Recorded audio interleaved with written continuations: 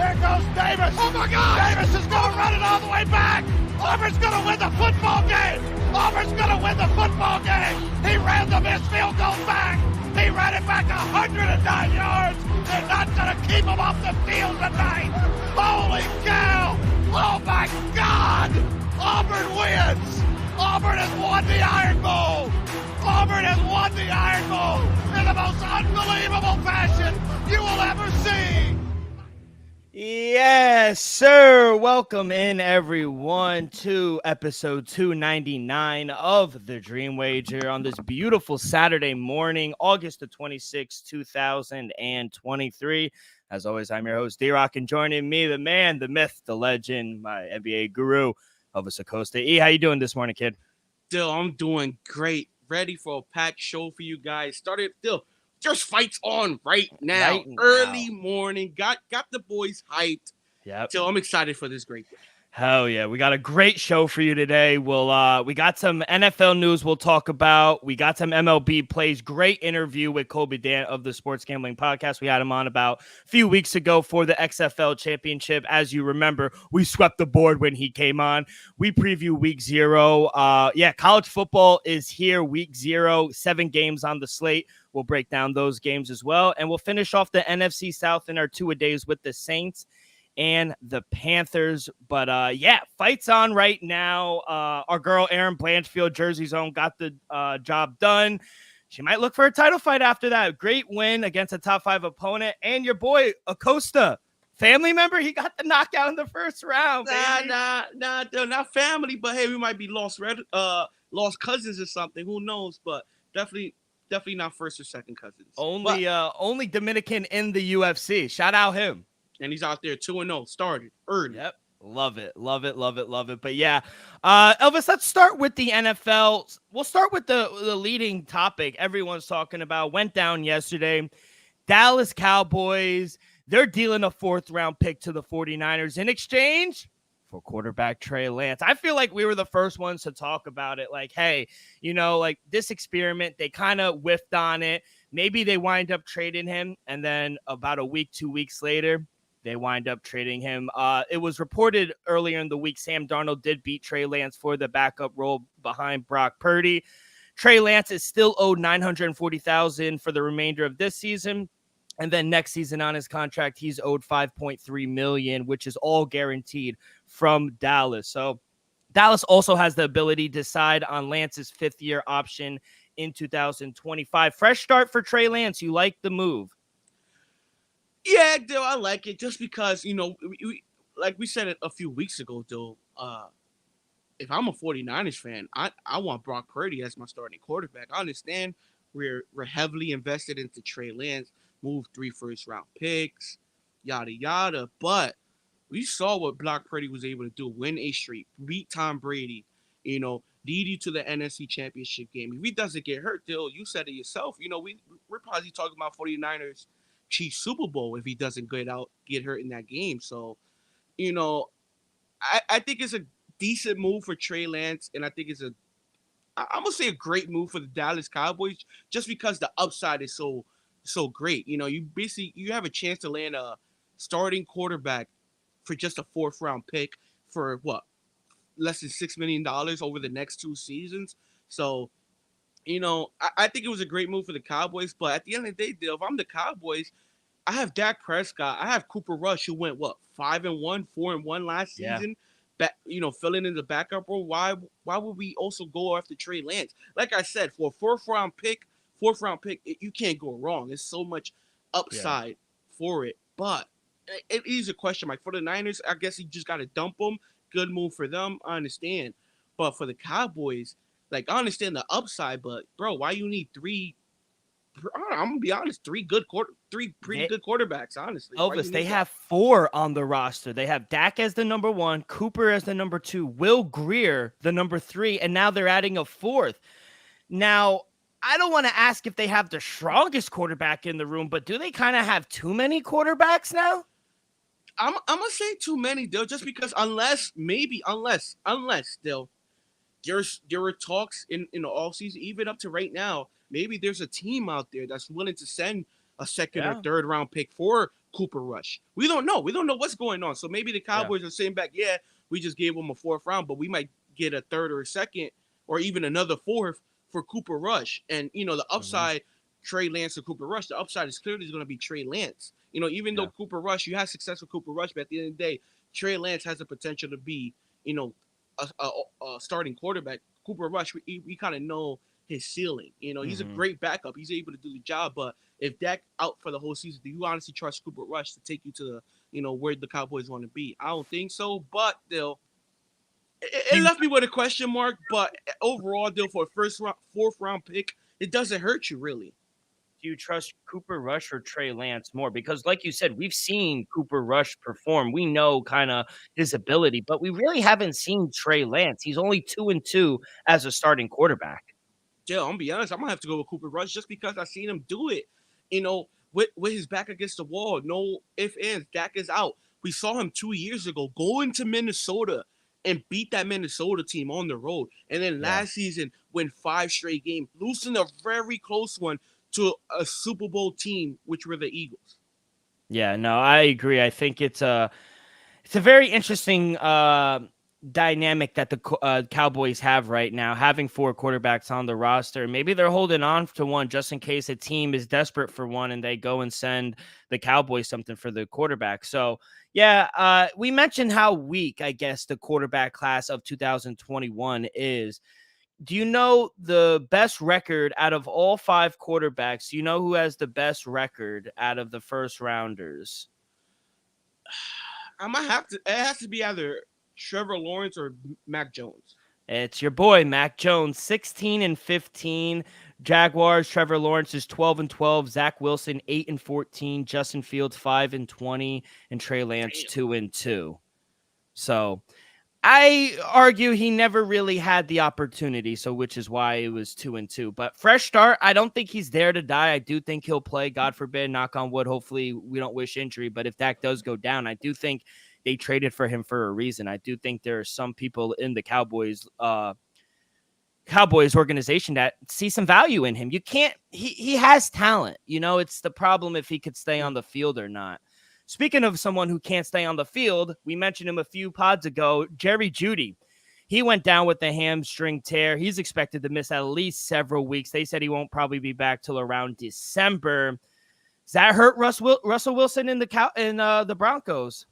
Absolutely. Is it a major loss? Absolutely not. But definitely going to lose something in the offense just because they lost their slot receiver early come camp. Remember that one. So if he's able to come back, maybe, mid-September, early October, maybe they'll be able to do something. But still, you got a weak wide receiver core now with just Cortland Sutton as the primary target deal. So if he's getting double team, I won't know who's going to help you out in the secondary. Because with Jerry Jeudy, he's able to beat one-on-one coverages and Sutton. Yeah. Now you could kind of force, more of a zone or double coverage towards Sutton's side and force, Russell Wilson to throw the ball somewhere else and see how that goes.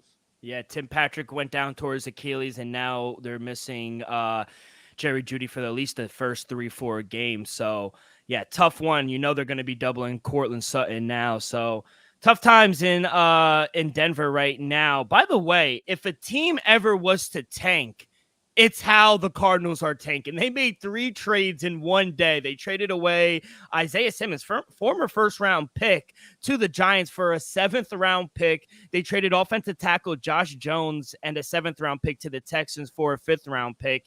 And they traded a 5th-round pick to the Browns for quarterback Josh Dobbs and a 7th-round pick.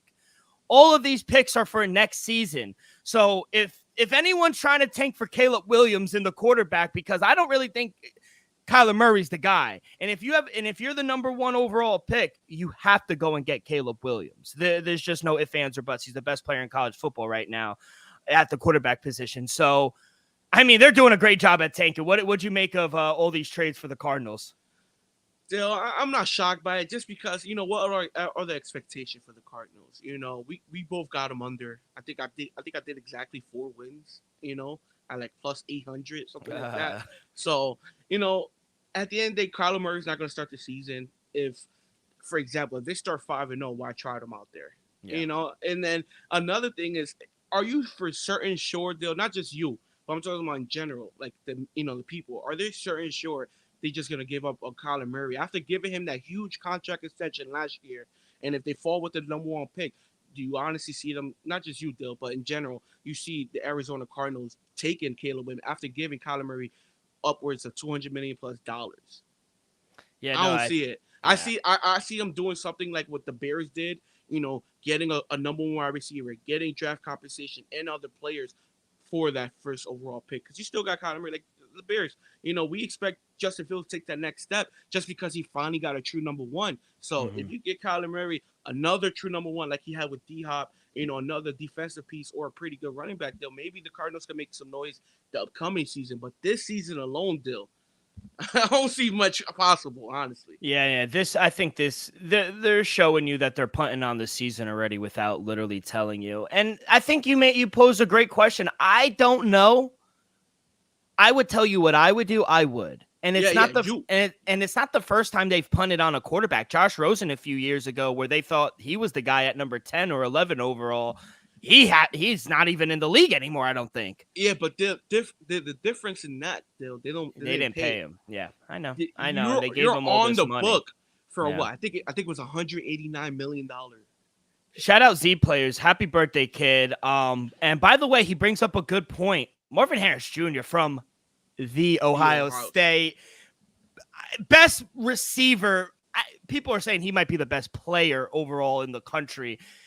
Do you go him then? That's the thing. If Kyler Murray's going to be 100% going into next season, then maybe. I got to see, though, because if it's something like let's just say it's like the Panthers in the Chicago situation, where you could trade away from the first, still get some talent, and only slide back to the fourth, and you can possibly still draft Marvin, yes, absolutely. But, realistically, I think if they have the first overall pick, or even like the second overall pick, they have a top 2 pick, and if it ain't, Williams, it either has to be an offensive lineman or Marvin Harrison Jr. I don't think no ifs, ands, or buts. It has to be, if it ain't Williams, it has to be Marvin Harrison Jr. or the best offensive tackle in the draft. Regardless of where these bottom 5 teams fall, I don't think Marvin Harris Jr. falls outside of the top 5. He's too good. He's too explosive, and he's a game changer on offense. So I agree. I don't know what they'll do. I don't know if he'll fall that much, but it will be interesting to see what they do if they get the number 1 seed. And real quick, just to throw it out there, most likely who's going to have a top 5 pick is going to be who had the top 5 picks last year. It's going to be possibly Chicago, Carolina, or Texans. If Marvin Harrison isn't, if I see him either going to Carolina or the Texans off the rip. Yeah, no, I agree. I think that's a good call. Or Vegas, maybe they might be bad as well. So Vegas, we'll see. Possibly top 5 pick. Yeah. And then last news, Jonathan Taylor always seems to be in the news, but the Colts have finally given him permission to find a trade. After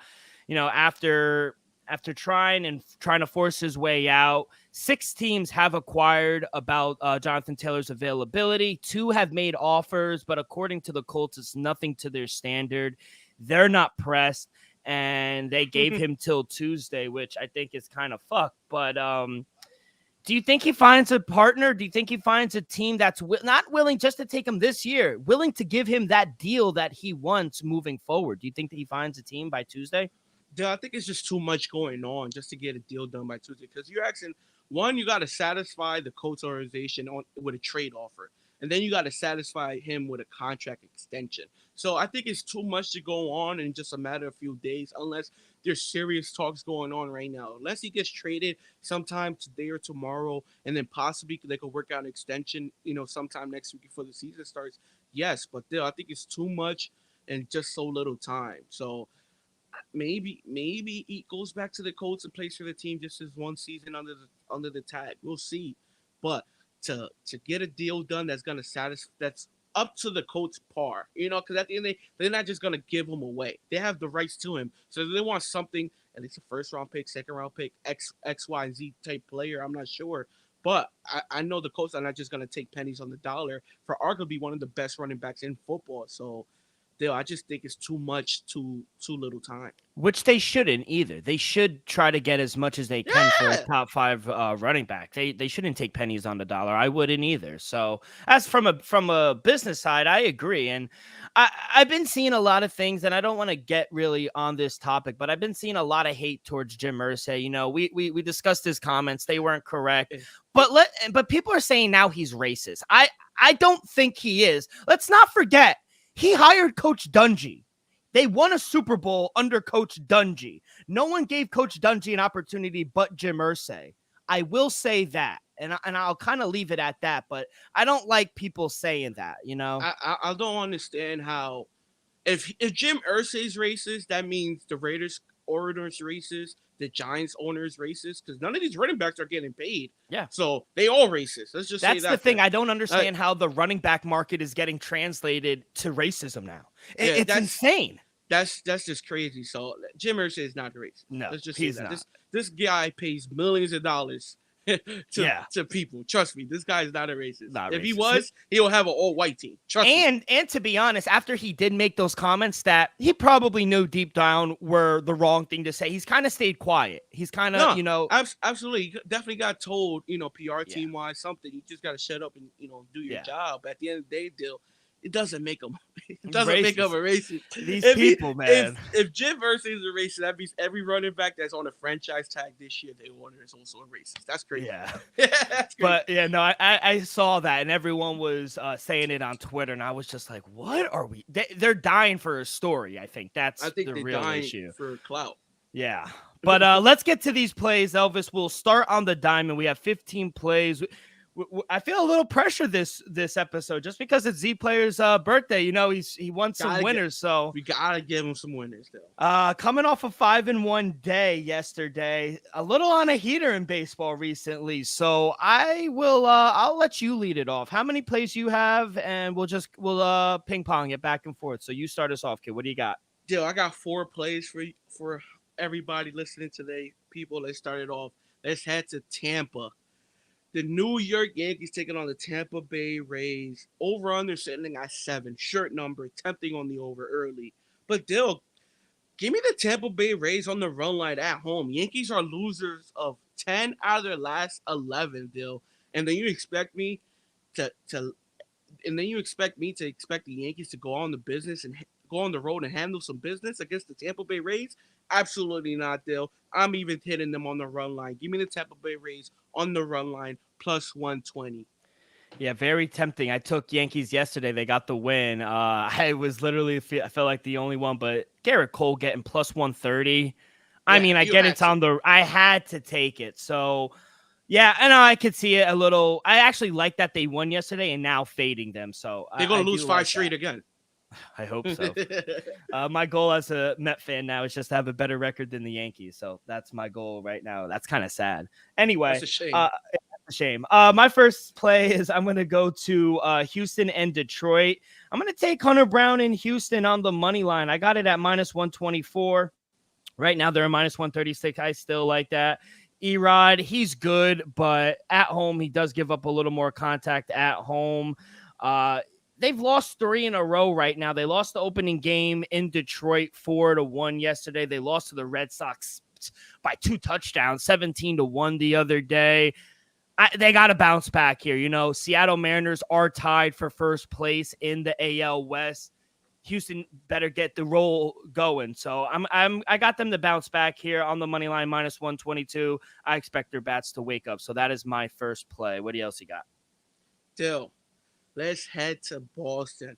The LA Dodgers take on the Boston Red Sox. They'll give me my dog of the day. Give me the Boston Red Sox money line at plus 120. Kind of went down at plus 116. I still like it, Dale. And the over-under, you could some at 9.5, some at 10. Dale, I also like the over 9.5 as well, Dale. I think we were able to put runs on the board. The Dodgers, they can hit as well, Dale. So it wouldn't shock me. Both teams are around 5-6 runs each. Yeah, I took the Dodgers yesterday at the short number. They did come back. Yankees came back in, not Yankees, excuse me, Red Sox. They opened up with the lead, but Dodgers came back and won. Yeah, I like the price we're getting here with the Red Sox as well. What'd you get? Plus 114? Yeah.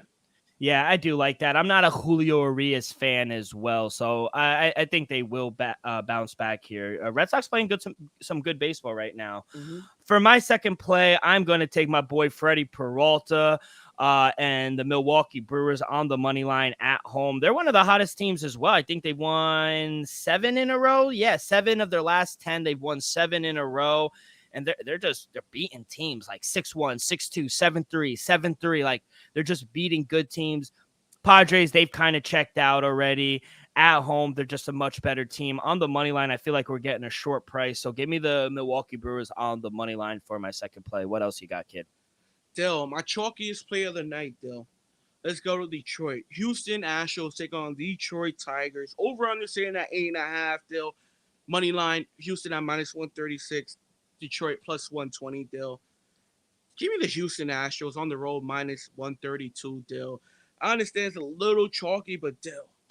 Houston's just a much better team. Detroit is just literally just a farewell tour for Miguel Cabrera at this point, Dill. So I expect Houston to go in there and take care of business. I like the money line. I'm going to have to sprinkle something on the run line as well at +128. Hold your nose and take a breath. I'm actually going to take Max Scherzer and the Texas Rangers on the money line here. I think this is a good spot for them. -116. I mean, I made them a -140 favorite. I think Joe Ryan, I like Joe Ryan, but at home, he's a little more susceptible to those long hits. He does give up some home runs as well. In this lineup, I know they're losers right now. They've lost 6 or 7 in a row right now. They're tied for first place with the Seattle Mariners. Like I said, they're losing their lead by a lot. They're 2-8 in their last 10. But I'm going to try to be on the right side of things when they turn this thing around. I think they will. It might be a trap, but give me the Rangers. I think they turn this around on the money line -116. Dill, same. Everything that you just said, I have to agree with. Losers of 5 straight. Scherzer's back on the mound. I understand they're on the road still. It's been a rough home stretch, Dill. But in Minnesota's been struggling as well, Dill. Give me Scherzer and the Texas Rangers turn around -116 on the money line, Dill. I agree with everything you said. Yeah, that's all I have. Just 3 plays for me. You have any more? That was my last play. Those are my 4 plays. So we got Tampa on the run line, Red Sox on the money line, Houston on the money line, Texas Rangers money line. Oh man, we're all going chalk. This can't be good. Hey, I got one at plus money, Dill. Yeah, I got one dog. You got one. I got Houston money line. I got Milwaukee money line, and I got Texas Rangers on the money line as well. So Elvis, good luck. Let's stay hot right now in the diamond. And before we get to our interview with Colby Dant, a quick word from our sponsors. We are brought to you by Viva Tequila Seltzer, the most refreshing hard seltzer on the market, hands down. It's no wonder why Viva was voted #1 hard seltzer in the world by San Francisco World Spirit Competition. With only 88 calories, 0 carbs, 0 sugar, and a light 4.5 ABV, Viva is the perfect drink for your post-game celebration, as it was created with that active lifestyle in mind. We flavor tequila seltzer because flavor is the spice of life, and we like our drinks with just a kick. Just like how we like our lives, whether it's Huckleberry playing a round of golf with the boys or an elderberry on a Saturday afternoon watching college football. It doesn't matter. Our favorites pair perfectly with that Artisanal Blanco tequila for that subtle and refreshing drink. Our belief here at the Dream Wager and at Viva is to live long, live well, and live it up. All right, here is our interview with Colby Dant. All right, great interview with our main Colby. He came on earlier about the XFL. This week he came on, talk a little about college football, why he didn't really like the documentaries. I love it. It was a little fluff piece as well. How he kind of gambles about college football and his favorite place for this week. And we will start in Dublin, Ireland with our Naval Academy going on the road, taking on Notre Dame. Notre Dame's definitely going to have the home crowd here. 20.5-point favorites. Over under is at 48.5. Elvis, I'll start with you. Anything you like in this game or anything in general for week 0 that you like? Joe, at week 0, Dill, I got to start with the Notre Dame team, Dill. I'm going to be honest. -20.5 is a little crazy. Disrespectful. It's a little disrespectful, I guess, especially against Navy. Who in their right mind scheduled Navy versus Notre Dame in Notre Dame week 0? Like, come on. Come on now. Have some fucking patriotism for yourself and your country. Come on now. So, still, I think it's a bad setup. I'm going to be honest. I think I got to go with the minus 20.5 still. Wow, you're going to go with them. It pays for Sanders, but at home, week 0, they might go all out. Yeah, so this won't be the first time Navy's played in Ireland against Notre Dame. The record's 0-2. They've lost 50-10 in 2012, 54-27 in 1996. Navy did keep it close last season. They lost by like 5 or 6. They got my boy Tetros at quarterback. They're going to be running a new option as well. It's kind of like the Kennesaw State, Colby was saying, where it's still going to be like the triple option, but they're going to be passing it a little more. They got a good defense. Even with injuries last season, they improved their defense from allowing 28 points in 2021 to last season 24. They get 8 starters returning on defense. I think they could be a little better. So it's supposed to be a rainy day in Ireland. I like the under.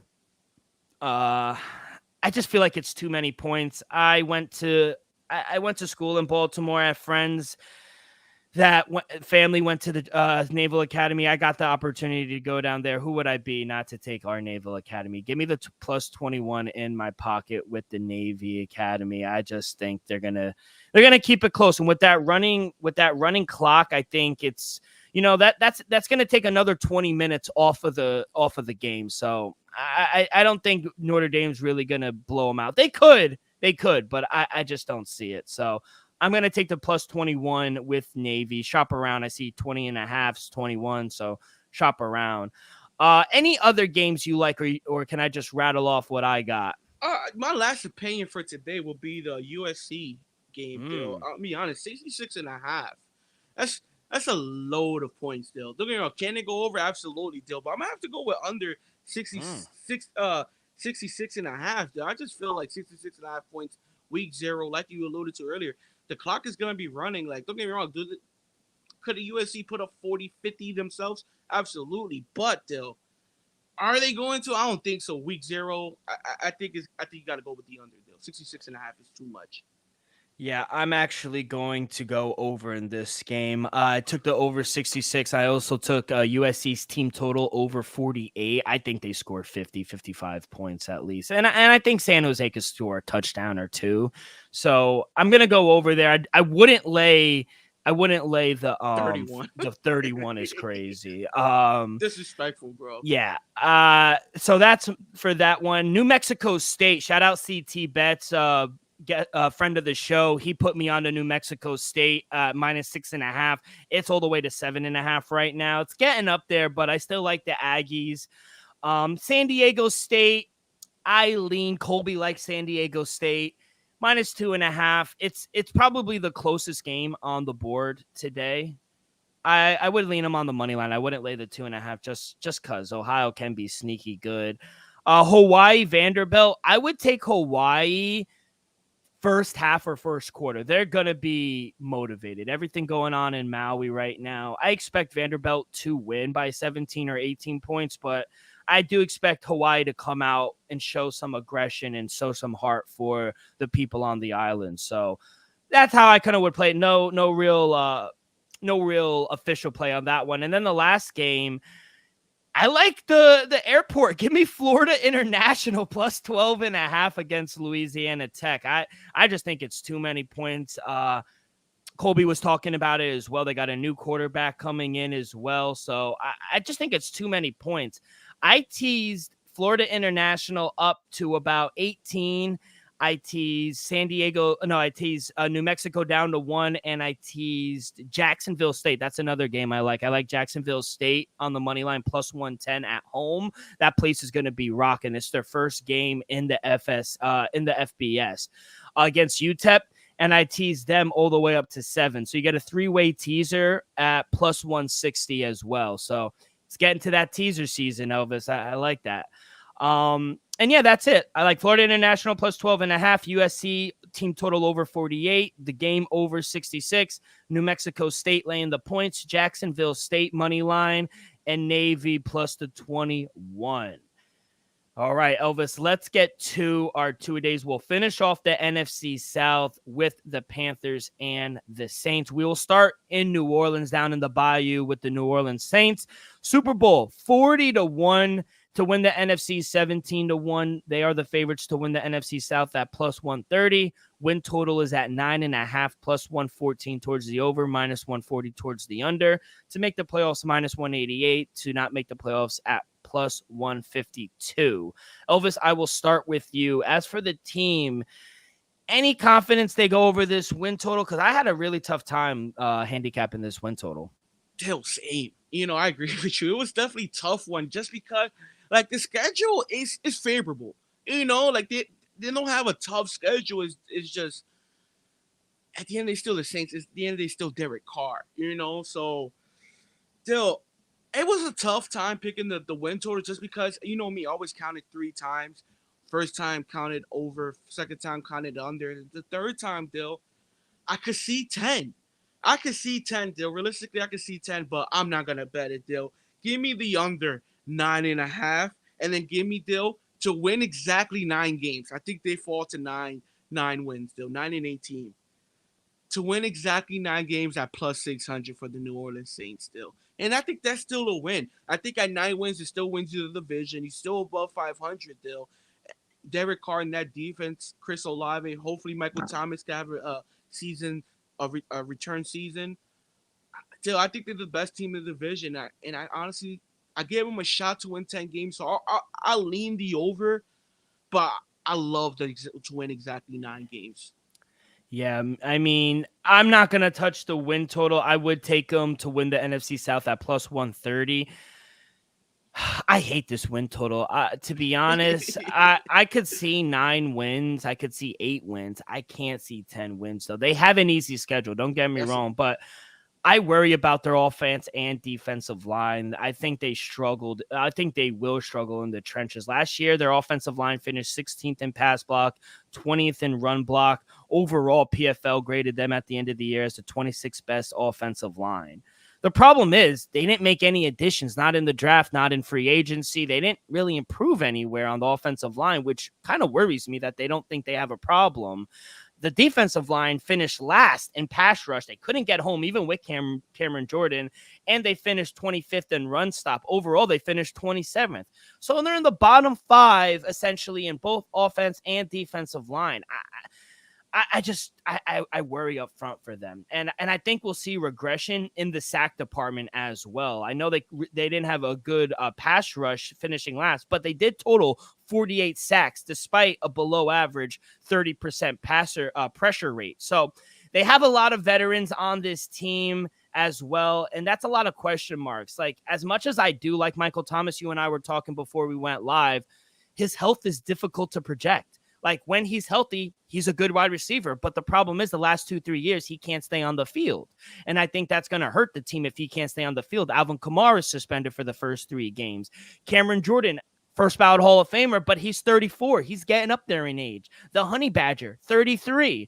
Just a lot of question marks on this team moving forward. So I think they'll win the division. I think they have an easy enough schedule to, especially the first 4 or 5 games. Yeah. I think they could get off to a nice start, but after their bye, they have some tough games. So I see 8, I see 9, but I don't see 10 wins. So they could go under this and still win the division. So I'd rather just take them to win the NFC South and get plus money. Does that make sense? Yeah, though. Like I said, I like the 9 way more than I love the 10. Like, don't get me wrong, I could possibly see 10. I'm not going to deny them 10 wins, but like I said, I just like the 9. I think they get to 9. I see 8 as well, but the only way they get to 8 is if, like, they lose just 2 bad games where they just didn't show up. And like I said, that could happen, though. That could happen. So, but I think the number 1 landing spot for this team is 9 wins. I'm confident at 9 wins. Yeah, I agree.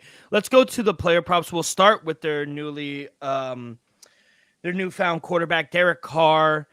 His passing yards, 3,650.5, minus 112 both ways. His passing touchdowns, 22.5, minus 112 both ways. And his interceptions is at 10.5, minus 134 to the over. Under is at plus 104. You expect a 4,000-yard season from Derek Carr? I wouldn't go that far, Dill. 4,000 yards is a ton of yards, Dill. I'll lean the over just because, if Michael Thomas is out there, we already know what to expect from Olave. I think he's a stud. Mm-hmm. But, with Alvin Kamara being suspended the first 3 games, are we going to see Derek Carr and that offense just air it out the first few weeks of the season? And if that's successful, do they carry it on throughout the whole season? So that's my thing, Dill. So I stood away from the yards just because I do lean the over the yards, Dill. But I'm more confident it's over passing touchdowns at 22 and a half. I think that's a short number, especially with this offense, Dill. I just feel like with Kamara being so elusive in the passing game, and with Olave, Michael Thomas, you got Taysom Hill at tight end with another few weapons, Dill. I just feel like 22 and a half is a short number. It wouldn't shock me if Derek Carr is somewhere between 25 to 30 passing touchdowns on the season. So give me Derek Carr over 22 and a half passing touchdowns. And I also sprinkle something on the passing yards as well. But we know the Saints with Alvin Kamara. I just feel like when he comes back, they might just go back to a running team unless if they're really successful early on. Yeah, I agree. I stayed away from the passing yards. I can see it, but the question mark with Alvin Kamara the first 3 games, because he does like coming out of the backfield catching the ball. Michael Thomas is a big question mark. Chris Olave is going to get it. I think he's the number 1 receiver on this team. And Derek Carr, he's a healthy guy. He plays 16, 17 games this season. Last season, he played 15. He missed 2 games. But other than that, he's at least he was told to go home. He didn't miss him because of injury. He was dismissed. That's what he missed them, but we all know the reason why he missed him. Imagine telling him to go home. That's kind of crazy. That's so crazy, especially like a guy like him who's spent his whole career for that organization. It's kind of rubbed me the wrong way, and I didn't even play for them. But I agree. 22 touchdowns seems small. He's thrown over this for the past 3 seasons: 27, 23, 24. In 2019 in Oakland, he had 21. That's when they were Oakland. But yeah, even in his first 4 seasons of his career, he went over 3 out of the first 4 seasons. So he's definitely a touchdown machine. I also like the over 10.5 interceptions. He is known to force the ball a little bit, especially when they're down. But I'd go over. I wouldn't lay it just because it's minus 134. It's a little chalky, but at minus 112, I do like over 22.5 passing touchdowns for Derek Carr. No running back props for the Saints. Alvin Kamara with the suspension. So we will skip on to the wide receiver. No Michael Thomas. We both were looking. So it's interesting that they don't have it because he will be healthy. Chris Olave, his receiving yards, 1,025.5, minus 112 both ways. And his receiving touchdowns is at 5.5. Even money on the over, minus 128 towards the under. Last season for Chris Olave, in his first season, he caught 72 balls for 1,042 yards, and he went over. Only 4 touchdowns. I understand the line. I think he's a 1,000-yard receiver again. What about you? Still, I think he goes over the number 10,025. I think the number is just a little too short. You gotta understand, this man had 4 quarterbacks last season. Jameis, Andy Dalton, Taysom Hill, and then the other guy, I forgot his name. I think Derek Carr will be steady all season long, Bill. So I think with Chris Olave having a steady quarterback week in and week out, I think he goes well over the 10,025.5 still. And I think he goes over the 5.5 touchdowns still. I understand he got 4 last season as a rookie, but people, you got to admit, he had 3-4 different starting quarterbacks all in one season. I think with Derek Carr playing, at least 15, I could see him get anywhere from 6 to 8, possibly even double digits is a little out there, but I have no issue saying Chris Olave is going to finish anywhere from 6 to 8 receiving touchdowns still. So give me over 5.5 touchdowns at plus 100, and give me Chris Olave over 1025.5 receiving yards. Yeah, I love his receiving yards over. And let's not forget, he started on the injured list. Like, he missed the first 2 games. So he only played 15 games and still got 1,000 yards. I don't see him not catching at least 75 balls this season, maybe 80. Caught 72 last season. I think he might be 1,100-yard receiver, especially with the unknown of Michael Thomas. And I think with Michael Thomas coming in and actually being healthy, it's going to take less pressure and less double coverage off of Chris Olave. So I love the Ohio State receiver. I think he's a stud. And yeah, I think he definitely goes well over 1,025. I thought the number would be at least like 1,050, at least go up. You know what I mean? I wouldn't go the touchdowns just because when they get down in the red zone, they're going to run it with Kamara when he comes back, I think. And Jamal Williams. Let's not forget Jamal Williams. Mm-hmm. They have a new running back. He is their second string running back. Hopefully we see some Jameis as well. I'm a big Jameis fan. I thought he was always a good quarterback. They still got Taysom Hill there. He's going to be running some type of option. He's going to play tight end. He's also going to play quarterback. He's also going to play fullback. We'll see. Yeah, I think that Taysom Hill is very interesting, I think. He's like their kind of gadget guy. But yeah, I guess we're both kind of looking at the Saints in the same trajectory. You know, we think they'll win the NFC South, but we don't know if they will go over their win total. And I think we're aligned in the player props as well. Let's see if we're aligned with the Carolina Panthers. Super Bowl 60-1 to win the NFC, 30-1. They have the third best odds in the NFC South at plus 360. Their win total is at 7.5, minus 120 towards the over, minus 102 towards the under. To make the playoffs, plus 172, which I've seen a lot of people actually bet, and no, minus 215. I'll start with you, Elvis. 7.5 wins. They won seven games last season. Talk me through this team. You can see 8 wins here.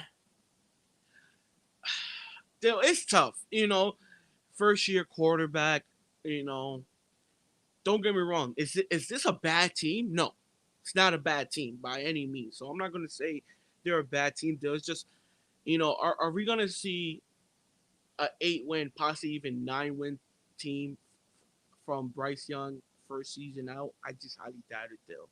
This team has some talent, got some good pieces. But I'm going to have to go under 7.5 wins still. I'm going to be honest. Just because I just feel it's going to be a few games where Bryce Young is just might not be ready, I do think he will get it. He will get it going somewhere, after week 4, week 5, week 6. We're going to really start seeing him take that next stride, though. But for the first few weeks of the season, I just don't see him being capable to, put up these games where he could just lead them to victory right away. So that's my thing, Dill. So I'm going to have to go under 7.5 wins, Dill. Don't get me wrong. This team is talented. I like the pieces they got. But just to win 8 games your first year in the league, I think it's going to be tough, Dill.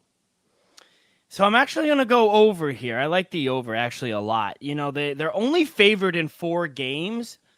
But they have the 4th easiest schedule this season, despite all the quarterback changes last year and like the quarterback carousel. The Panthers, like I said, they still managed to win 7 games, and they won 4 games as double-digit underdogs. They don't face a single opponent this season within the top 5 in Super Bowl odds, and 5 games against. They have 5 games against bottom 5 teams as well. So I like the hire of Frank Wright. And, he's going to come in and try to bring some stability to this team that's kind of struggled with that. Weird stat, but the Panthers have hired the largest coaching staff in the league. When Frank Wright came in, he hired 19 assistant coaches to try to help with this team and, try to put them on the way to success. They have a bunch of rookies. I like the willingness and the urgency of the organization to try and do anything they can to try to get this team going in the right direction. So they struggled passing the ball last season with the inconsistency at the quarterback position. They finished with a 39% success rate on dropbacks, second worst in the league.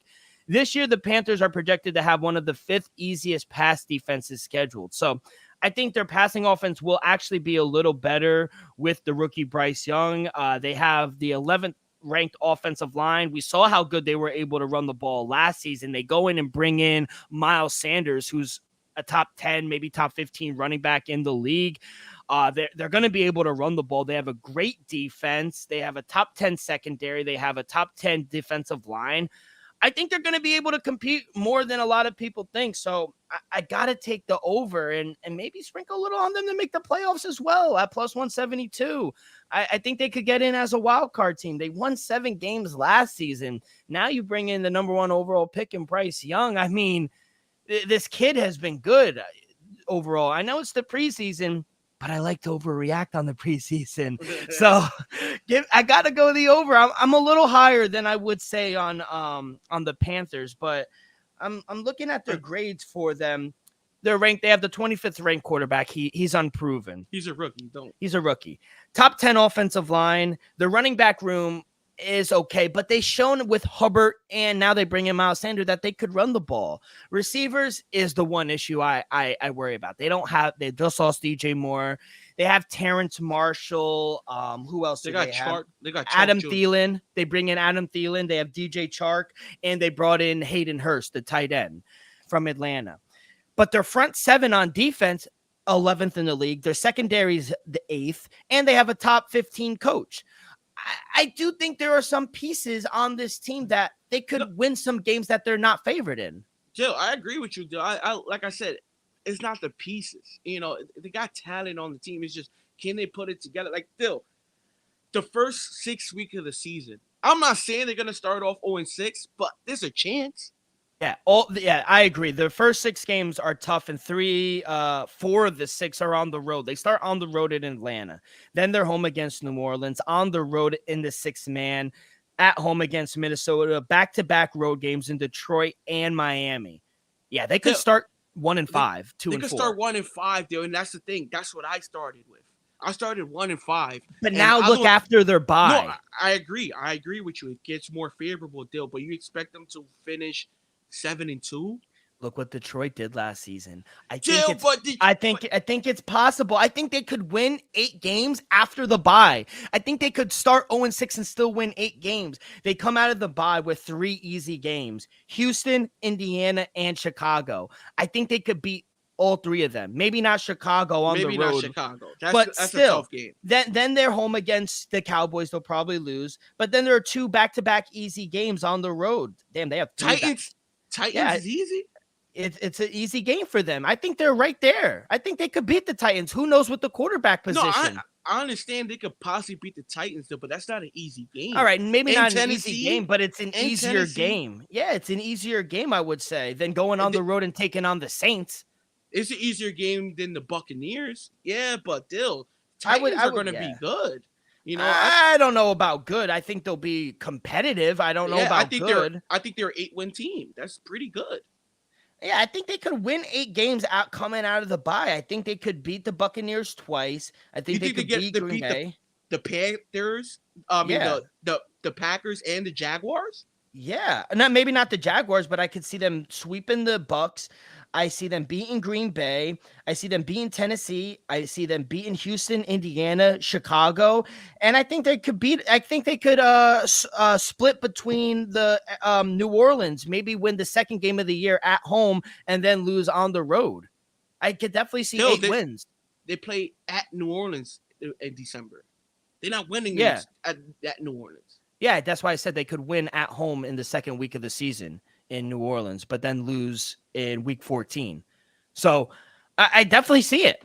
I could see 8 wins, maybe even 9. They won 7 games last season. 5 of them were double-digit underdogs. This team has proven nonstop that they don't care about the point spread, that they're going to come out and win games. I understand, though. I understand what you're saying, though, but to automatically give them all these wins in the back half of the season, like Jaguars, Packers, Saints, at Tennessee, like those are tough games for them, Bill. I just can't get. I just don't think Tennessee on the road is that tough, to be honest.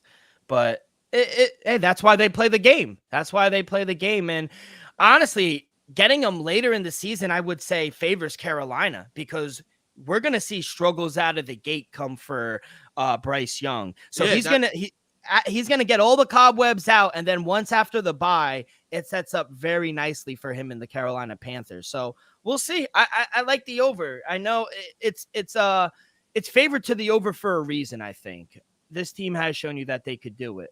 But let's start with Bryce Young. His passing yards is at 3,200.5 minus 112 both ways. His passing touchdowns short, I think, 19.5 minus 112 both ways. What do you expect from the rookie this season? Still, I'm gonna have to go under passing yards just because like the wide receiving core is a weak wide receiving core. I don't expect them to go out there and just start slinging it the first few weeks of the season. Still, I expect them to rely more on the running game, like you said, top 10 offensive line. You got Miles Sanders, you got Herbert or Hubbard. I think they're going to rely on the running game early on, Dill. And I think the passing yards, 3,200 is just a little too much, Dill. The over 19.5 passing touchdowns, I think that's the play to go, Dill.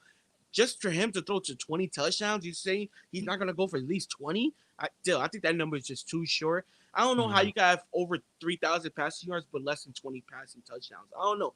I just don't get it, Dill. But give me Bryce Young over 19.5 passing touchdowns. Still, I'll give him a chance to go over passing yards just because they might be down in a lot of these games early on. He might get a lot of garbage yards. But I expect this offense to rely on the run game first and then, pass second. Maybe play off the play action, stuff like that, Dill. So give me Bryce Young over 19.5 passing touchdowns. Yeah, I agree. I wouldn't touch his passing yards. 3,200 might not seem like a lot, but for a rookie that doesn't have the best options, Adam Thielen's okay. He's getting up there in age. Terrence Marshall, the jury's still out on him. Hayden Hurts, I think we've seen his ceiling. And DJ Chalk, he's okay. I mean, he's not a needle pusher anyway. But I do like their running back. I do like Miles Sanders. So passing touchdowns, I do think he gets 20. I think Bryce Young is too good for him not to have 20 touchdowns, I think. So I do think he'll get 20 touchdowns. His passing yards, I would stay away from. Now, like I said, they did get Miles Sanders. He will be their running back one. 875.5 rushing yards. His rushing touchdowns is at 5.5, minus 112 both ways for the rushing yards, minus 118 towards the over for his rushing touchdowns, and minus 108 towards the under. Last season, he rushed for his best season. He rushed for 1,200 yards. He had 11 touchdowns. I mean, 875.5. I gotta go over here. I think some of the games, especially early on, like we said, they have a really tough opening six games. To get some of the pressure, especially if he is struggling, I think they're going to want to take some of the pressure off of Bryce Young and give it to their veteran running back. So I do think they're going to run the ball. Like we said, they have a great offensive line. They were able to run the ball last season and win games, and that was without Miles Sanders. I think he's an upgrade at the position. I think he gets at least 1,000 yards. So 875.5, I would go over. I wouldn't touch his rushing touchdowns at 5.5. He did rush for 11, but then in 2021, he had 0. His rookie season, he had 3, and then he went over by 1 in 2020 where he had 6. So it's up in the air for the touchdowns, but I would go over his rushing yards. How about you? Still, Sam, I'm going over his rushing yards, 875.5. I just feel like this number is too short. I understand he had arguably the best offensive line last year, but Carolina's not going to be a major drop-off. Still a top 11 offensive line. I expect them to be somewhere around 9 to maybe 1,000 yards, especially, rookie quarterback is most likely going to be a run-first offense starting off the season, definitely the first few weeks. So I expect Miles Sanders to put in work, especially the first few weeks of the season, though. I expect Miles Sanders to be somewhere around 1,000 yards. I understand last season his touchdowns went way over. I don't expect to have that many touchdowns this season just because I think Herbert will have, they'll have a 2 running back committee. So Miles Sanders will march him down the field with Bryce Young, and then Hubbard will take care of the dirty work at the goal line. He's the big third down, round and pound running back. So I expect Miles Sanders to go over rushing. I ended up staying away from his touchdown total just because I expect Hubbard to take more of that, third and goal situation. Yeah, no, I agree with everything you said. And Elvis, we're just 12 days away. We got one more division. One more division to go with the NFC West next week. But almost back to the time where we'll be down to 3 days, where we'll go Monday, Wednesday, and Saturdays again. But any plans for you for this weekend? It's hot actually today. Yeah, Dale. Today I'm gonna go see Dave Chappelle at Madison Square Garden. So Hey. yeah, so I'm gonna go to the Garden today, the Mecca. Go see Chappelle. That's gonna be a great moment for my C day. And then tomorrow is my niece's birthday party. So happy birthday to my niece. On Monday show. Probably say happy birthday to her on the 28th. So And yours is celebrating. the 29th. And then mine is the 29th. Shout out Z Plays as well. Happy Yeah. birthday to my boy Z Plays, man. Is Happy everyone a Virgo here? Happy birthday to my man Papo, man. My man Jose. Shout out my man Papo. That's one of my best friends right there. It's his birthday as well. So God bless all my Virgos. God bless Z Plays. God bless my man Papo, man. Oh, and I do have one last final play, Dill. For the Panthers. More passing touchdowns, Dill. I'm sorry. I apologize. More passing yards, Dill, between C.J. Stroud and Bryce Young. Give me Bryce Young minus 134, Wow. Dill. He just has to have one more passing yard than C.J. Stroud. Give me Bryce Young minus 134.